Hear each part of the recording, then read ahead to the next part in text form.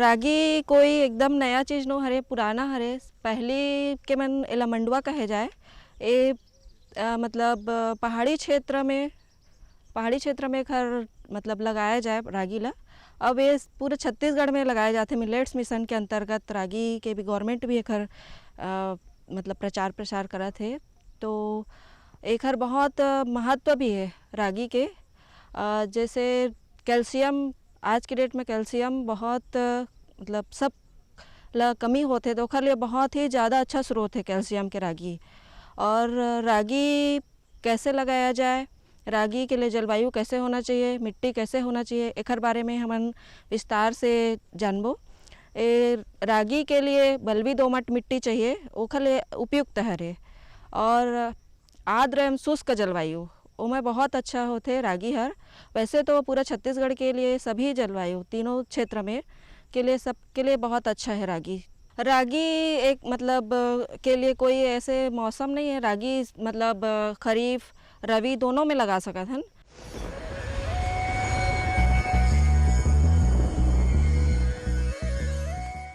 आज तो वसूली करके ही जाऊंगा। घनश्याम, अरे ओ घनश्याम। वो तो स्कूल गए हैं। स्कूल गया है। अरे बहाना तो ढंग का बनाती। हाँ लाला, मैं स्कूल ही गया था, फार्म स्कूल, जहाँ किसानों को सिखाई जाती है खेतों में पैदावार बढ़ाने की हर बात, जैसे मिट्टी के हिसाब से सही खाद, बढ़िया बीज और जरूरत के मुताबिक कीटनाशक, ताकि कम लागत में अधिक मुनाफा। ये पकड़ लाला, तेरा हिसाब साफ।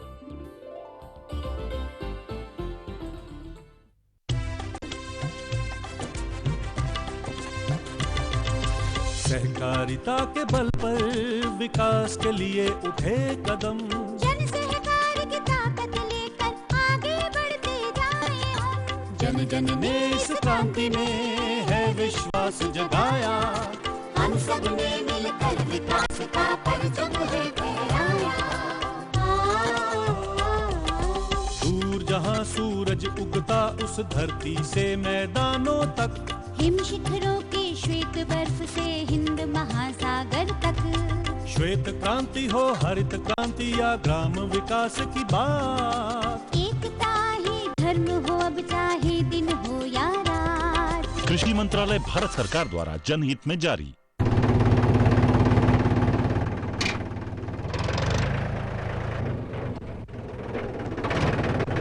अरे हरकू वाह, बीज, कीटनाशक और आज खाद भी। अरे इतना खर्चा कहाँ से? अरे खर्च की चिंता किसे है, मेरे पास है ये किसान क्रेडिट कार्ड। कार्ड? अरे बैंकों द्वारा जारी इस कार्ड से किसान उसकी सीमा तक की रकम कभी भी बैंक से निकलवा सकता है और खेती बाड़ी की सामग्री कभी भी खरीद सकता है। तो हरकू भैया एक कार्ड मेरे लिए भी। किसान क्रेडिट कार्ड के लिए नजदीकी बैंक से संपर्क करें और पाएं ढेर सारे लाभ।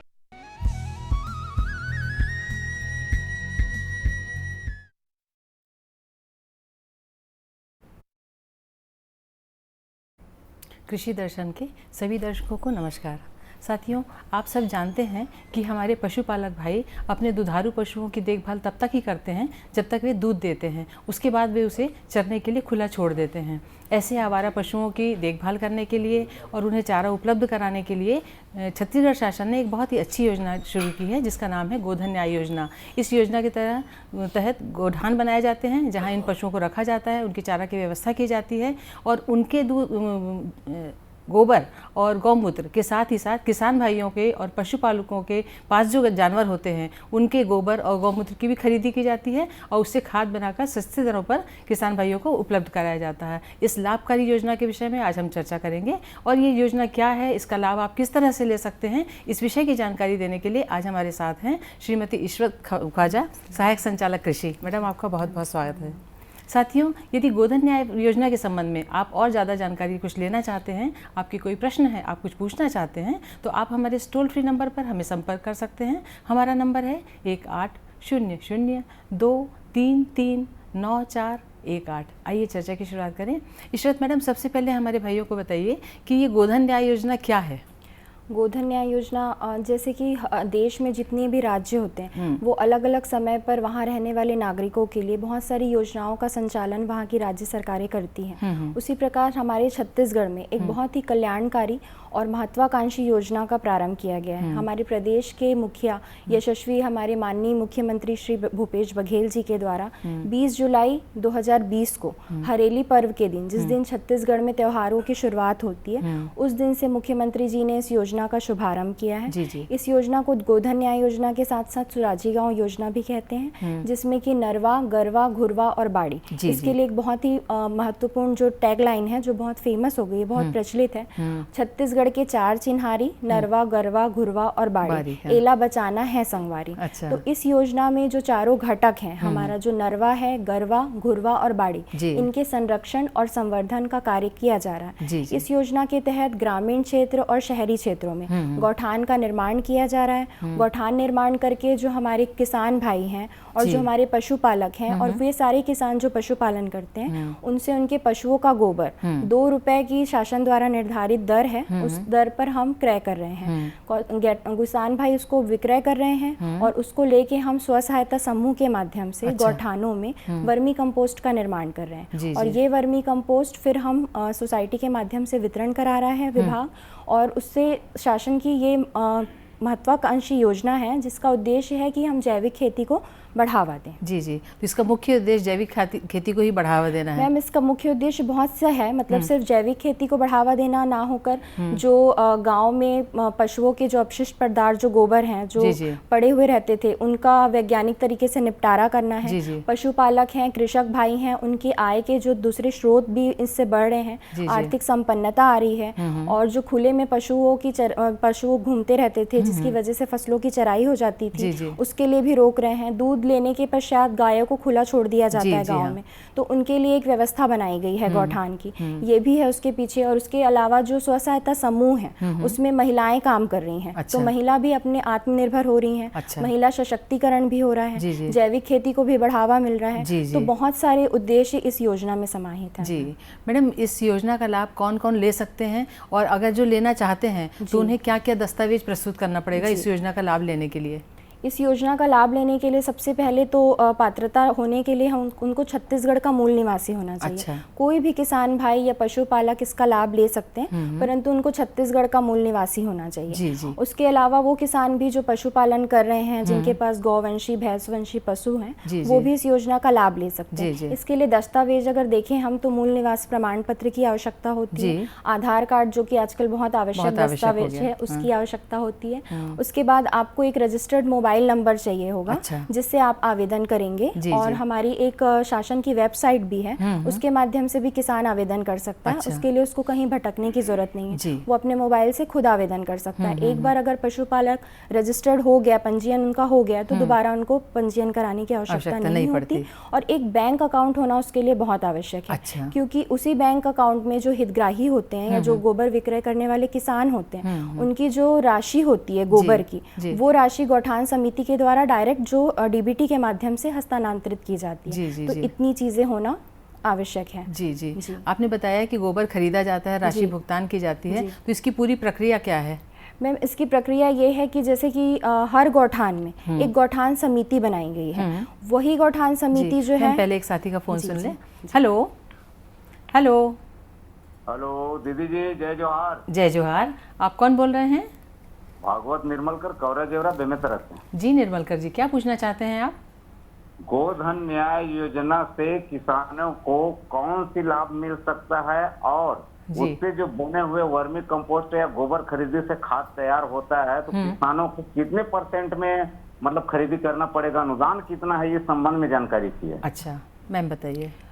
सबसे पहले तो किसान भाई ने पूछा कि गोधन न्याय योजना से किसानों को क्या लाभ मिल सकता है। तो गोधन न्याय योजना से किसान 2 तरीके से लाभ ले सकते हैं। अगर वो किसान खुद भी पशुपालन कर रहे हैं, उनके पास गौवंशी या भैंसवंशी पशु हैं, तो उस पशु का गोबर 2 रुपए के दर से वो गौठान में जाकर बेच सकते हैं। उससे अपने आय का अन्य स्रोत वो निर्मित कर सकते हैं। ये एक फायदा हो रहा है किसानों को। दूसरा फायदा ये हो रहा है कि वही गोबर उनके द्वारा दिया गया जो गोबर है, विक्रय किया गया, उसी गोबर को हम शासन के द्वारा वर्मी कंपोस्ट बना के उसका वितरण सोसाइटी के माध्यम से कर कर रहे हैं। अच्छा। और इसका जो बहुत ही मानक गुणवत्ता का वर्मी कंपोस्ट तैयार किया जा रहा है और बहुत कम दर में, पहले 8 रुपए प्रति केजी था इसका शासन द्वारा निर्धारित दर, परंतु अब वो 10 रुपए प्रति केजी की दर से सोसाइटी के माध्यम से वितरित हो रहा है। तो एक प्रकार से वैसे ही किसान को अनुदान मिल रहा है, क्योंकि कम और सस्ते मूल्य पे शासन किसानों को ये चीज़ उपलब्ध करा रहा है। जी जी जी, आपने बताया कि इससे वर्मी कंपोस्ट बनाया जाता है, तो जो किसान भाई अपने गोबर से, मतलब अपने पशु को जो इकट्ठा किया हुआ गोबर है उससे वर्मी कंपोस्ट बनाना चाहते हैं, तो उसकी क्या प्रक्रिया है? किसान भाई वर्मी कंपोस्ट मैम शासन ही जो व्यवस्था की है, वो गोबर सिर्फ हमको विक्रय जो कर रहे हैं शासन जो ले रही है, अगर वो घर में भी बनाना चाहते हैं, अपनी बाड़ी पे बनाना चाहते हैं तो बना सकते हैं। इसके लिए कोई उनको एकदम सीपीटी टाका, पक्का वर्मी टाके की आवश्यकता नहीं है। एक वर्मी बेड भी आता है जो सस्ते मूल्य पे आसानी से मार्केट में उपलब्ध है, उसमें भी किसान भाई जो है वर्मी कंपोस्ट बना सकते हैं। या फिर जो झिल्ली होती है, पॉलीथीन जो होती है, वो भी अगर उनके घर में या बाड़ी में ऐसा कोई स्थान है जो समतल है, वहाँ पर वो उसको बिछा के एक ईंट की क्यारी जैसा चारों तरफ बना के फिर उसमें नीचे हल्की रेतीली मिट्टी और उसके ऊपर जो गोबर है, लेकिन वो गोबर 15 दिन सड़ा हुआ होना चाहिए है, क्योंकि गोबर जैसे ही अगर हम ताजे गोबर का उपयोग करेंगे तो उससे एक मीथेन गैस निकलती है। वो जो गैस होती है वो केचुए के लिए हानिकारक होती है, उसकी केचुआ उस गैस के प्रभाव से मर जाता है। तो इसलिए गोबर 15 दिन पहले उनको सड़ा लेना चाहिए है। फिर जिस विधि से गौठानों में निर्माण हो रहा है, गोबर डालते हैं, जो भी अपने घर का जो अपशिष्ट पदार्थ है जैसे पत्ती है, पैरा है, वो डाल के, गोबर डाल के उसके ऊपर केचुआ, और केचुआ रखने के बाद घर में अगर जूट के जो बोरे हैं वो या साड़ी ढक के वो उसको छोड़ सकते हैं। और हर मतलब प्रतिदिन गर्मी के दिन में एक बार उसमें फव्वारे की विधि से सिंचाई करना है, और ठंड के दिन में 2 से 3 बार, गर्मी में 2 से 3 बार, ठंड में 1 बार सिंचाई करेंगे। 45 दिन के बाद उनकी खाद तैयार हो जाएगी। वैसे सोसाइटी के माध्यम से अगर किसान लेंगे तो उनको सस्ता भी पड़ेगा और इतनी मतलब शासन आसानी से उपलब्ध करा रही है वर्मी कंपोस्ट। जी नहीं, ये तो ठीक है मैडम। अगर जैसे किसान भाई हमारे बनाते हैं या बनाना चाहते हैं, उनके पास में गोबर है, तो उनको वर्मी कंपोस्ट बनाने का कोई प्रशिक्षण दिया जाता है क्या? कृषि विभाग की कोई ऐसी व्यवस्था है कि जो उन्हें प्रशिक्षण दिया जाए? गौठानों में जो स्व सहायता समूह काम कर रहे हैं, जो चिन्हांकित स्व सहायता समूह हैं, उन स्व सहायता समूहों को मतलब जो कलेक्टर के माध्यम से कृषि विभाग को उसका नोडल विभाग बनाया गया। कलेक्टर के माध्यम से जो गौठान है, हर गौठान में एक नोडल अधिकारी नियुक्त किए गए हैं। वो कृषि विभाग के ही ग्रामीण कृषि विस्तार अधिकारी होते हैं। वो स्व सहायता समूह के लोगों को, हम किसानों को भी इस चीज का समय समय पर जो चौपाल लगती है, जैसा भी कार्यक्रम आयोजन किया जाता है, वहाँ वर्मी कंपोस्ट की उपलब्धता के बारे में, उसकी उपयोगिता के बारे में और उसको बनाने का प्रशिक्षण भी देते हैं। बाकी स्व सहायता समूह जो है उनको हर समय समय पर हमारे विभाग के जो मैदानी अमले हैं वो वहाँ जा रहे हैं, प्रशिक्षण दे रहे हैं, अपने सतत निगरानी रख रहे हैं, और जो भी तकनीकी सलाह है वो दी जा रही है। मैम 2 चरण में इनकी ट्रेनिंग हो रही है समूह वालों की। NLLM के द्वारा भी हो रहा है, कृषि विज्ञान केंद्र के द्वारा और कृषि विभाग के द्वारा इनका प्रशिक्षण पहले ही कर दिया जाता है। जी। आपने बताया कि वर्मी कंपोस्ट बनाने के लिए 2 खास चीज़ें होती हैं, एक तो गोबर और दूसरा केंचुआ। तो गोबर तो व्यवस्था तो उन्होंने कर ली किसान भाइयों ने, केंचुआ उनको कौन सा, किस प्रजाति का लेना चाहिए, कितना लेना चाहिए और कहाँ से लेना चाहिए? केचुए की व्यवस्था मैम आजकल हर नज़दीकी गौठान में केचुए का भी उत्पादन हो रहा है। जब ये योजना शुरू हुई थी तब केचुआ हम दूसरी जगह से मंगवा रहे थे या आसपास के गौठान से मंगवा के या दूसरी जगहों से उपलब्ध करा के देना पड़ा था।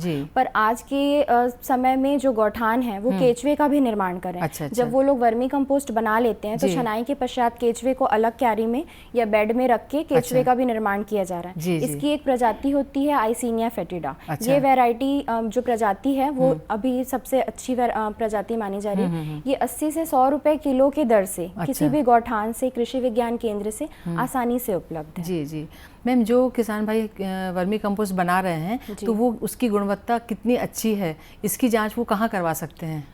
वो रायपुर में लभांडी में सहायक मिट्टी परीक्षण जो प्रयोगशाला है वहाँ पर वर्मी कंपोस्ट की भी टेस्टिंग हो रही है। तो हम जो गौठान में भी जो खाद निर्माण हो रहा है, तो जैसे ही वो वर्मी कंपोस्ट का निर्माण हो जाता है तो छनाई करने के पश्चात पैकिंग से पूर्व कृषि विभाग से एक उर्वरक निरीक्षक होते हैं जो वहाँ जाते हैं और सैंपल लेके, जो लभांडी में मैंने आपको लैब बताया है मिट्टी परीक्षण, वहाँ पर भी वर्मी कंपोस्ट की टेस्टिंग हो रही है। जब वो मानक गुणवत्ता में सही खरा उतरता है, उसका जो परिणाम मानक आता है, उसके पश्चात ही हम उसकी पैकिंग करा के किसानों को वितरण कराते हैं जी, सोसाइटी में। जी। तो अगर किसान भी ये सुविधा चाहते हैं तो लैब में जाके अपनी टेस्टिंग करवा सकते हैं। जी, ये जो अगर अपने उपयोग से अधिक इन्होंने वर्मी कंपोस्ट बनाया हो तो इसकी मार्केटिंग ये कब और कहाँ और कैसे करें?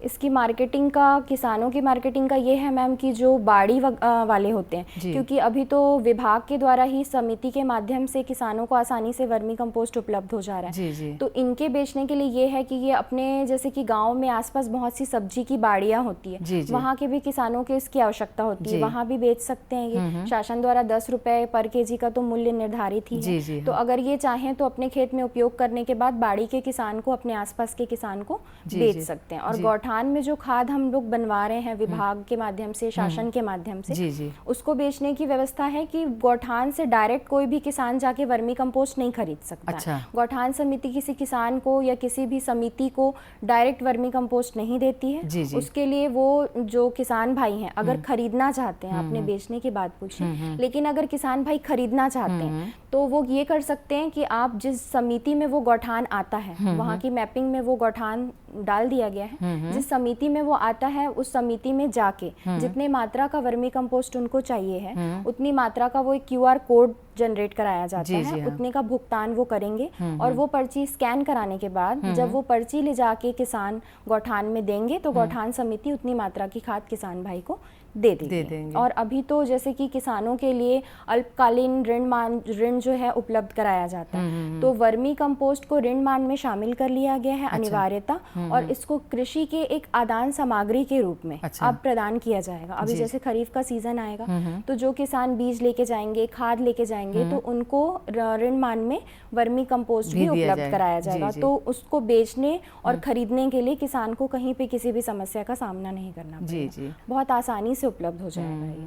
मैम, अगर कोई किसान भाई व्यावसायिक तौर पर इसको वर्मी कंपोस्ट बनाना चाहते हैं या बना रहे हैं तो उनको क्या किसी तरह की कोई लाइसेंस की, अनुज्ञप्ति की आवश्यकता पड़ती है कि ऐसे ही बना सकते हैं? शासन का ये एक नियम है, FCO के नियम के तहत कोई भी कंपनी या जो उत्पादन यूनिट है, मैन्युफैक्चरिंग यूनिट, अगर किसी भी खाद का, उर्वरक का अगर वो उत्पादन कर रही है या किसान भी कर रहा है तो उसका ये है कि हर साल अगर 50 मीट्रिक टन तक अनुज्ञप्ति या लाइसेंस की आवश्यकता नहीं है। अगर 50 मीट्रिक टन से अधिक मात्रा में ये खाद बन रही है तो उनको लाइसेंस या अनुज्ञप्ति लेने की आवश्यकता है, पर इतनी मात्रा में खाद नहीं बनाते हैं तो अभी फिलहाल वर्मी कंपोस्ट के लिए किसी भी लाइसेंस की जरूरत नहीं है। जी, ये जो गोधन न्याय योजना है ये मूलतः ग्रामीण जो किसान भाई हैं, पशुपालक हैं, इनके लिए बनाई गई है। शहरी क्षेत्र में गोधन न्याय योजना का क्रियान्वयन या वर्मी कंपोस्ट बनाने का, गोबर खरीदने बेचने की, इसकी क्या व्यवस्था है? ये योजना शहरी और ग्रामीण दोनों क्षेत्र के कृषक के लिए और पशुपालकों के लिए बनाई गई है। क्योंकि शहरों में भी खुले में पशु बहुत अधिक घूमते हैं, रोड में हमें अधिकतर उनका सामना करना पड़ता है, जिससे उनका भी नुकसान होता है और मानव जन का भी नुकसान होता है। फिर उनके जो अपशिष्ट पदार्थ हैं उनसे बहुत सी बीमारियां फैलती हैं, गंदगी फैलती है और शहर की स्वच्छता भी प्रभावित होती है। इसी कारण ग्रामीण के साथ साथ शहरी क्षेत्र में भी गौठान का निर्माण किया गया है और इसमें जो गौठान की व्यवस्था या क्रियान्वयन है वो नगरीय निकाय समिति देखती है मैम। इसमें जो पशुपालक हैं उनका पंजीयन नगरीय निकाय के द्वारा किया जाता है और जो गौठान है वहाँ पर भी सेम जो ग्रामीण गौठान की तरह गोबर के लिए गौठान समिति खरीदी करने के लिए बनाई जाती है। उनके पास भी एक तराजू रहता है जो पैमाने ग्रामीण लोग गोबर खरीदने के लिए देख रहे हैं कि मतलब गोबर अर्ध ठोस है कि नहीं, उसका भी कुछ मापदंड है जो किसान ला रहे हैं। जबकि ग्रामीण से ज्यादा शहरी क्षेत्र में क्योंकि पशुपालक बहुत है, डेयरी बहुत है, तो वहाँ गोबर बहुत अधिक संख्या में आता है, बहुत मात्रा में आता है जो गोबर है। तो सिर्फ ग्रामीण क्षेत्र में ही नहीं, अभी तो शहरी क्षेत्र में भी, जबकि ग्रामीण क्षेत्र में वर्मी कंपोस्ट का निर्माण हो रहा है, मशरूम का निर्माण हो रहा है, पर शहरी क्षेत्र में जो गौठान की इकाइयां हमारी बनाई गई हैं वहां पर वर्मी कंपोस्ट का भी निर्माण हो रहा है। उसके बाद जो क्षेत्रीय आवश्यकता है या जो मांग है और समय के हिसाब से वहां पर गोबर से अन्य उत्पाद भी बनाए जा रहे हैं। जैसे दिवाली आती है तो गोबर के गमले हैं, दिए हैं, मूर्ति है, गौ कास्ट है, अगरबत्ती है, इस तरीके के बहुत सारे उत्पाद का शहरी क्षेत्र में निर्माण किया जा रहा है, वितरण किया जा रहा है। प्लस वहाँ पर मशरूम की खेती भी की जा रही है। एक साथी का फोन सुन लें। हेलो हेलो हेलो, नमस्कार, आप कौन बोल रहे हैं?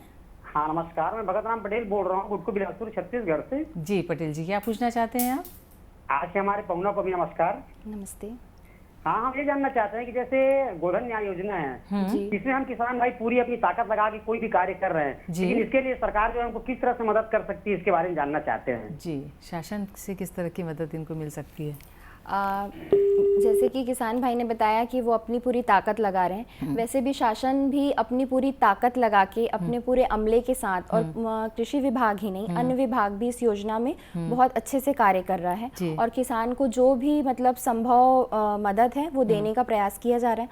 उनको जागरूक किया जा रहा है कि वर्मी कंपोस्ट आज का जो वर्तमान युग है उसमें पैदावार ज़्यादा लेने के चक्कर में लोग इतनी अधिक किसान भाई ही रासायनिक खाद का उपयोग कर रहे हैं, जो कि हमारे स्वास्थ्य के लिए बहुत अधिक हानिकारक है। और जो पिछला दौर गुजरा है हम सबके जीवन में कोविड काल का, उसके बाद हम सभी अपने स्वास्थ्य को लेके बहुत अधिक सतर्क हो गए हैं, और किसान को होड़ लगी हुई है कि धान बहुत ज़्यादा उगाना है, बहुत ज़्यादा बेचना है हमको समर्थन मूल्य में।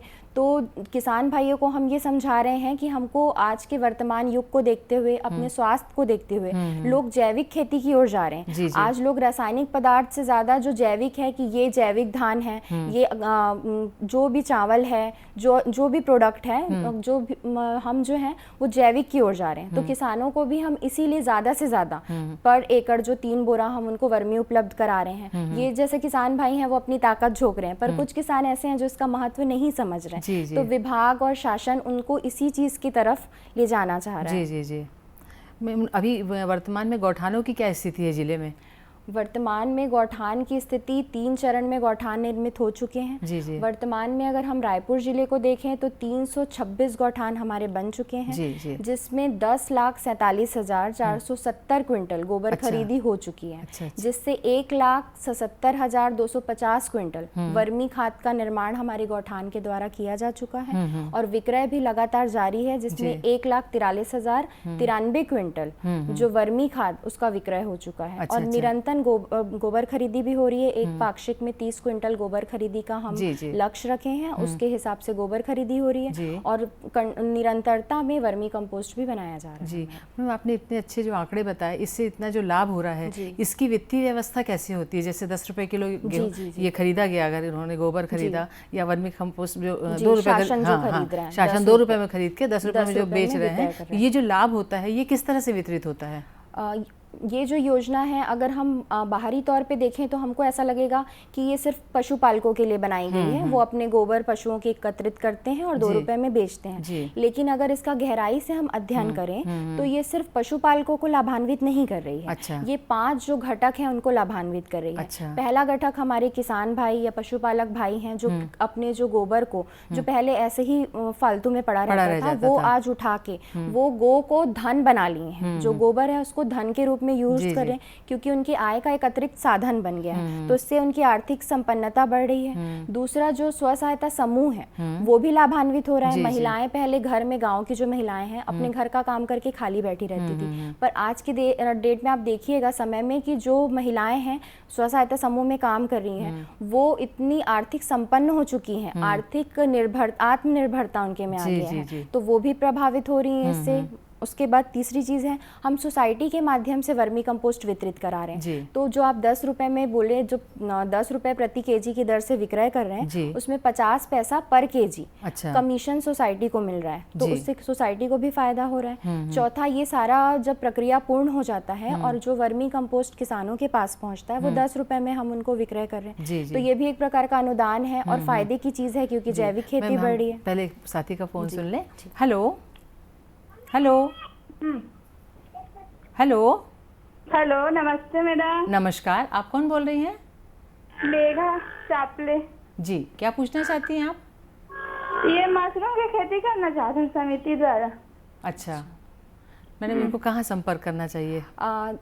ये जो दीदी फ़ोन की थी मशरूम की खेती, तो आपके गांव के पास जो भी गौठान होगा या जो आपके गांव में जो कृषि विभाग के ग्रामीण कृषि विस्तार अधिकारी होंगे, आप उनसे संपर्क करेंगे तो वो आपको मशरूम की ट्रेनिंग के बारे में बता देंगे। गौठान में जो स्व सहायता समूह है उनको मशरूम की ट्रेनिंग दी जा चुकी है, और बहुत से जो गौठान हैं वो हर साल जो मशरूम का उत्पादन करके विक्रय भी कर रहे हैं। तो जो समीप के जो गौठान है वहाँ या फिर विभाग के जो ग्रामीण कृषि विस्तार अधिकारी हैं उनके माध्यम से आप मशरूम की ट्रेनिंग ले सकती हैं। मैम, इस प्रश्न से पहले हम चर्चा कर रहे थे कि जो हमको इस योजना से वित्तीय लाभ हो रहा है, इसका वितरण किस तरह से होता है? तो उसमें जो 10 रुपए पर केजी के दर से 10 रुपए प्रति किलो के दर से शासन ने ये दर निर्धारित की है। इसका हम जब विक्रय करते हैं तो 5 रुपए हम फिर से गौठान समिति को वापस दे देते हैं। जी। उसके बाद 3 रुपए 27 पैसा जो स्व सहायता समूह है उनके खाते में जाता है। 50 पैसा जो प्रति किलो के दर से जो कमीशन है वो सोसाइटी को जाता है। और जो लाभांश है 58 पैसा वो भी समूह को ही जाता है। 65% जो पैकेजिंग और परिवहन का व्यय मिलता है। जी, इशरत मैडम, आप हमारे स्टूडियो में आई, आपने बहुत अच्छी जानकारी दी, आपका बहुत बहुत धन्यवाद। साथियों, नया विषय, नई जानकारी के साथ हम आपसे फिर मिलेंगे। अभी आज्ञा दीजिए, नमस्कार।